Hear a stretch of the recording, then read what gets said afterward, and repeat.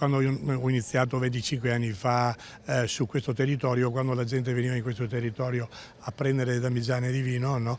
Bello, bellissimo, venivano dentro, gli facevano un sorriso, gli davano il formaggio, il salame o quant'altro, no? Ma poi prima andavano via, meglio era. Quanto è cambiata la mentalità sulle colline UNESCO?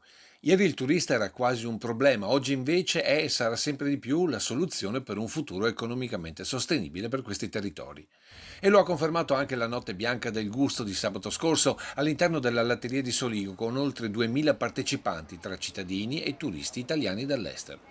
Una manifestazione per esaltare le eccellenze enogastronomiche del territorio, ma anche confermare il grande valore del fenomeno Prosecco che qui ha avuto origine, con l'abbinamento alla 10ª edizione Primavera del Conegliano Valdobbiadene, che ha assegnato la fascetta d'oro alla cantina Tomasi di Corbanese.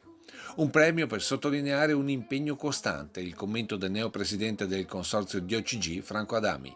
La bottiglia alla fine premiata stasera ha dietro di sé un lavoro incredibile, a volte poco conosciuto, a volte poco valorizzato, a volte sul quale noi potremmo parlare molto di più.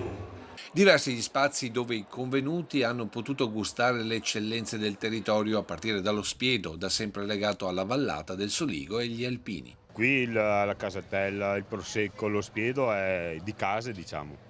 Prodotti che sono diventati ambasciatori e motori di economia per questi territori innanzitutto grazie al volontariato. Che ha permesso il successo oggi di questi prodotti e quindi la salvaguardia anche del territorio. Ecco perché, secondo l'assessore regionale all'agricoltura e al turismo, queste manifestazioni territoriali si moltiplicheranno non solo sulle colline UNESCO, ma in tutto il Veneto.